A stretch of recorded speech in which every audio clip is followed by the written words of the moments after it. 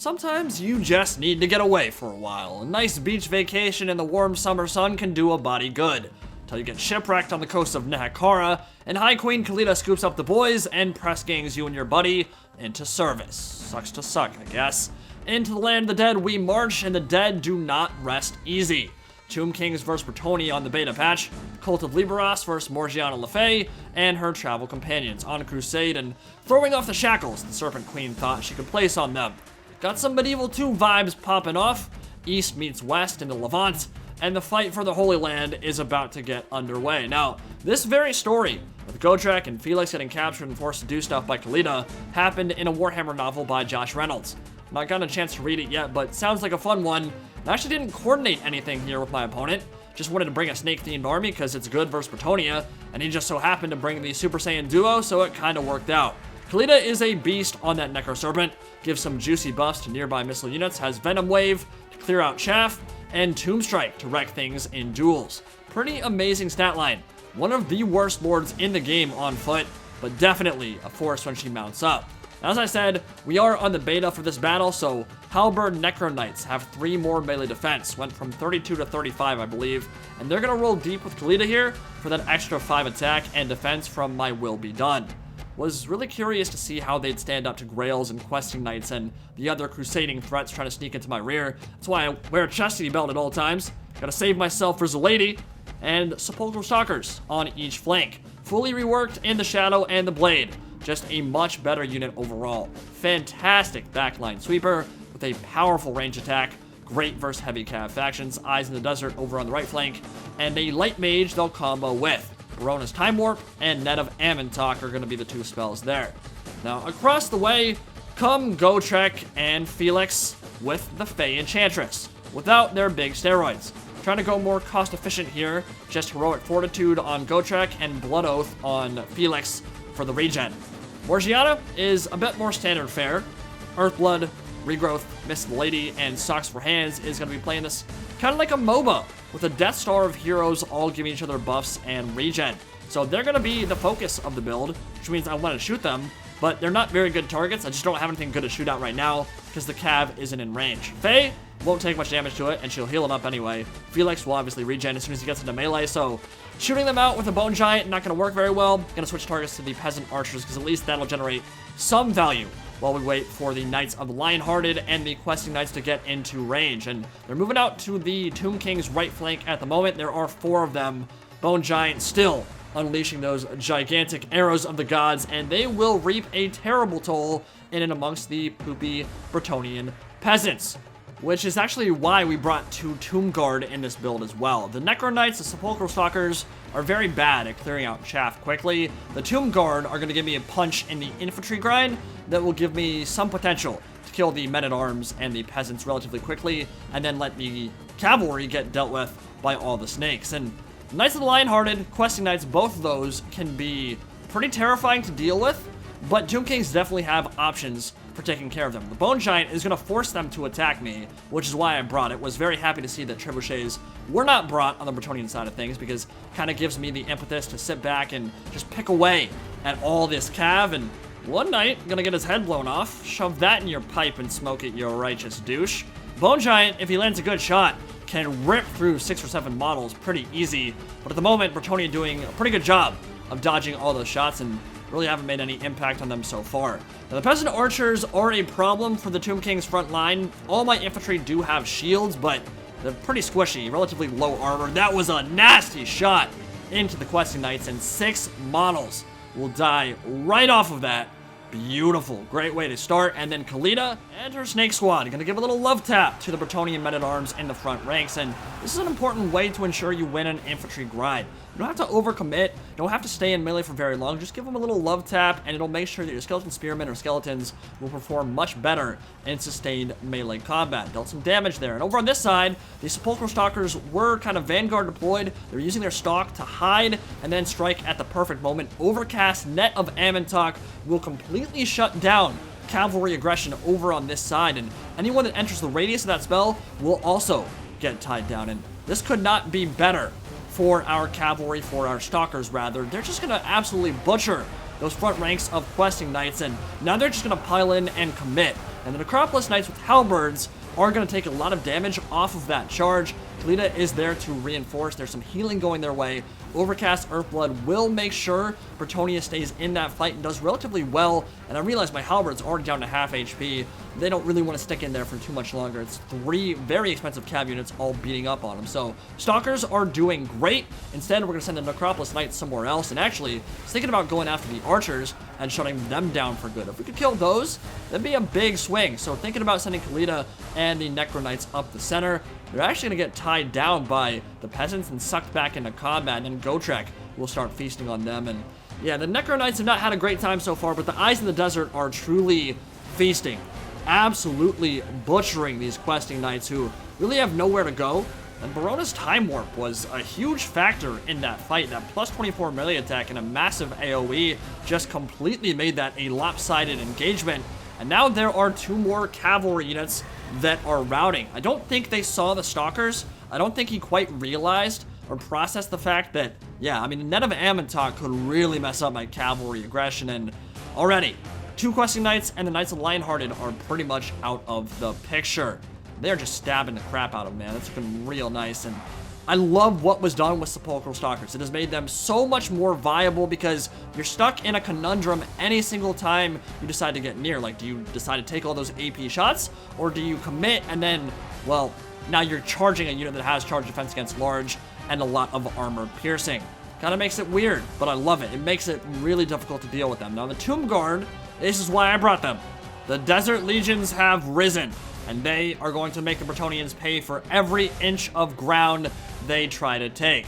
So, Tomb Guard are obviously nowhere near the best infantry unit in Mortal Empires. Tomb King's not really known for their infantry, but they are more than capable of just slicing their way through hordes of Bretonnian peasants, and they've completely butchered 2 full units so far.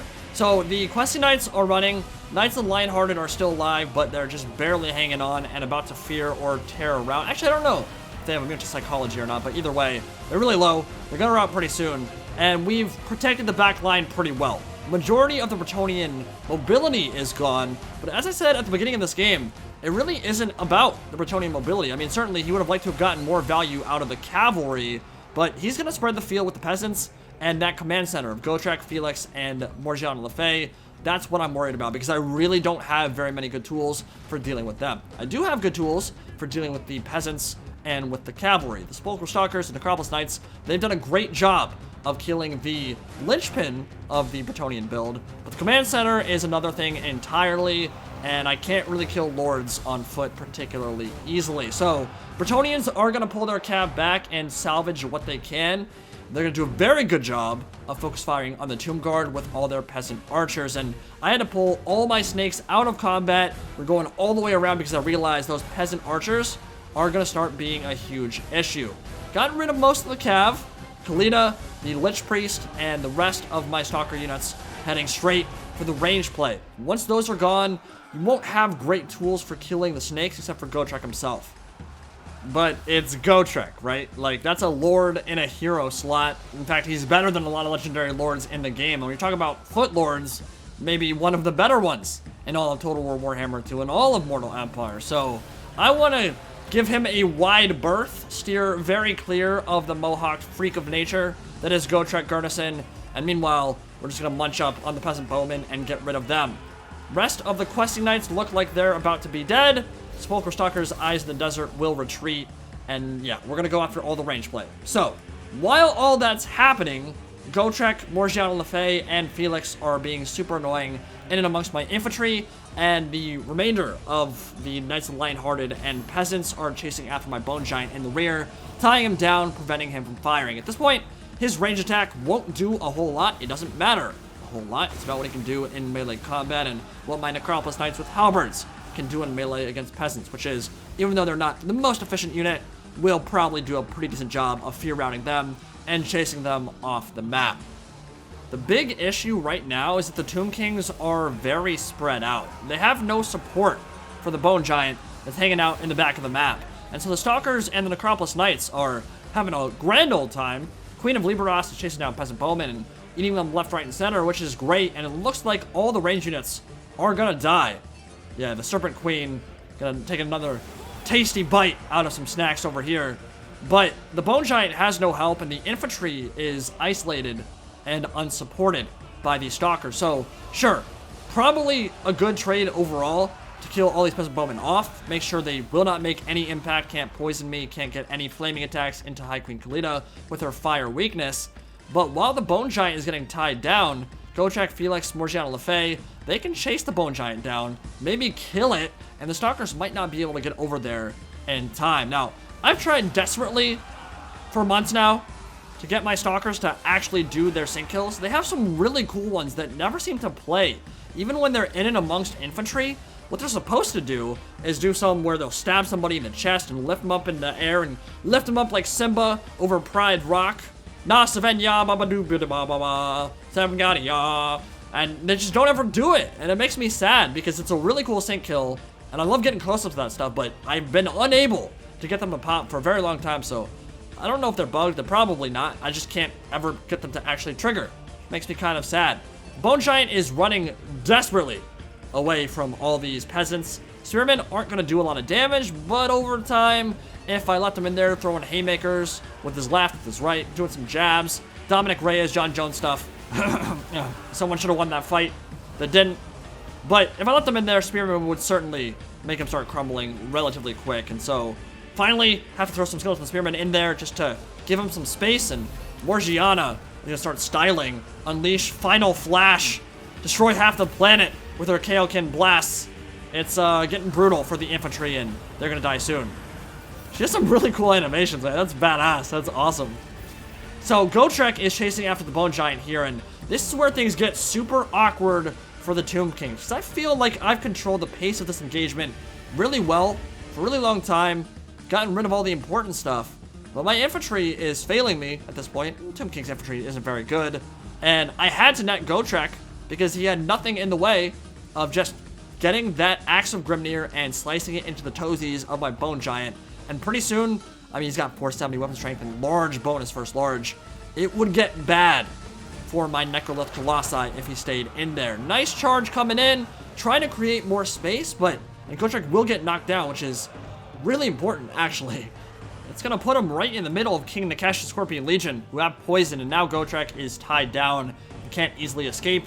Means my Bone Giant can easily pull away and get some space and maybe start shooting in with his range attacks again, because at point blank range, even though it is all about the bonus versus large on that thing, its missile damage is still high, right? It can still do good against someone like Gotrek, provided he doesn't have the regen, but still, that is a really big issue.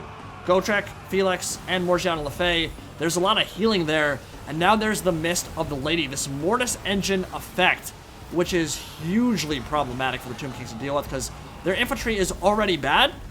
The only way we might be able to turn it now is summon the Ushabti and get the full surround off and their bonus versus infantry and high weapon strength. This is why you hold on to the Ushabti till the late game to tie stuff down, get the full surround off, and hope they are enough to turn it in your favor.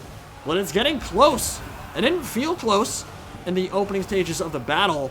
Every single fight was going my way, but now my army is beginning to melt, and it's all because Gotrek and Felix together with Morgiana, all their healing and the Mist of the Lady working super well in tandem, and I just can't kill their lords or heroes.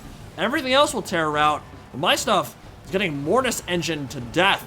It means my infantry is crumbling, my Sepulchral Stalkers are on life support. I believe my Necropolis Knights just went down for good.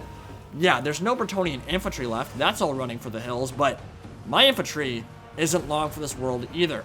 Only King Nekesh's Scorpion Legion is still in there, and the balance bar is saying this game is pretty much dead even, and will become even more so once these Ushabti crumble out of existence, which will not be long. So, how do you deal with Felix, Gotrek, and the rest of the command center blob of doom that is messing up my army? Well, it all hinges on High Queen Khalida. She has 65 melee attack base on that Necro Serpent. She has poison, which is really important in these duels, because Gotrek would normally be able to completely mess someone up with her stat line, but she's got the poison, cuts his weapon damage pretty substantially, cuts down a lot of his melee stats actually, and that means that she has a chance of beating him, not just beating him, outright beating the brakes off him in the right scenario, because we can cycle charge, use Tomb Strike, and maybe get Fay out of this blob. And that's the game plan here. We see that Fay is wrecking my infantry. Get her away from the rest of the infantry. Khalida can certainly send her flying, and in a fight between them, it won't go well for Fay. It's all about target priority. Fay is the biggest issue because she has the Mortis Engine effect, and she can heal both Felix and Gotrek. Felix is the second most important target to get rid of because he will regen Gotrek when they're both fighting back to back. And then Gotrek has to be saved for last, even though he is by far the biggest threat overall to my large units, to Khalida, to the Sepulchral Stalkers. He has to be saved for last because he's the only one that doesn't have inherent regen. Yeah, he can get the burst of healing with Heroic Fortitude, but I'm not so worried about that right now. Felix and Morgiana are the bigger threats, and we're trying to kite Gotrek and just have him chase after me while we finish off the rest of the stuff. But when you come all the way out here and you're isolated completely like this, maybe it's time for Khalida to get some charges in. I saw the peasant archers in the background. Don't want them firing into Khalida. Sure, she has a ton of armor, but they deal fire damage. They deal flaming damage. That's 22% weakness to fire on Khalida. It's bad to have your Tomb King's Lords get hit by that. And I've got to do something to save my Bone Giant here. So Gotrek no longer has the regen from Felix and from Morgiana Le Fay. He's gotten away from the blob, which I think was a mistake. He's going to do a good job of bringing them back in and making sure Gotrek stays on target. But look at that. Just a couple attacks and Gotrek is down to half HP because he was fighting on an island there for a bit. And sure, he's killing off the rest of my Stalkers, but Khalida, she does a lot of damage, especially when you've got Tomb Strike up. 85 melee attack, almost 500 weapon strength. Beastly. She's actually beating Gotrek in a 1v1 scenario, which is what I need. It's the only way I can win this game. Look at my army. It only has like 8 models left. We were doing so well up until the point we had to surround the expendables. And then Felix, Gotrek, and Morgiana Le Fay lived up to their terrifying reputations. And I got lucky there, to be honest. I got 3 attacks in. I hit Gotrek 3 or 4 times in a row. Doesn't have the highest melee defense, but that was relatively lucky to get rid of him so quick there when he was isolated. And now it's just Morgiana. Now it's just Felix. The Stalkers are going to crumble. They won't be around at the end of this game. And without Gotrek, I don't think Felix and Morgiana can take this game. They cannot beat Khalida. Certainly not. She's going to bully her, and that will be the end of the battle. Got way closer than I thought it was going to be honest. I was feeling super confident in the middle stages of that game. And then Felix and Gotrek turned up the heat, and I almost had to get out of the kitchen because it got real nasty for me real fast. Now, I was very happy with how the Necropolis Knights with halberds did. They didn't do so great in the cav fight, but that's only because 3 very powerful heavy cav units all cycle charged into them at the same time, and it kind of burst them down to about half HP right off the bat. After that, they cleaned up, man. They did a really good job. The Stalkers were even more impressive, though, and it really kind of revolved around that Net of Amantok play at the start. He didn't know the Stalkers were there because they have Stalk, obviously. Overcast Net of Amantok, made sure they didn't get their charge bonus off in the opening stages, and then Stalkers, Necropolis Knights, and Khalida got some really good damage in, especially backed up by the Bone Giant, killing 4 or 5 models every time he lands a shot. Really like that build against Bretonnia, and I'm super happy that snake builds are an actual thing now, and they can be relatively competitively viable. Sepulchral Stalkers are a really damn good unit. Eyes in the Desert are an extremely good regiment of renown, but even the Necropolis Knights with halberds, a unit that I think had kind of been in the shadows for a real long time, feels like with the buffs they've been getting, they're starting to get there for sure. That +3 melee defense, it equates to pretty much 2 chevrons veterancy, so they're already much tankier than they were even before the beta. So pretty happy with that. And I think it speaks to just how strong Gotrek and Felix are, especially when paired with the Fay Enchantress, that the cavalry fight went so poorly that game for Bretonnia, and it still ended up being that close. Net of Amantok was great, Baroness Time Warp was great, Light Mage is really good for this kind of build, and I had a lot of fun with it.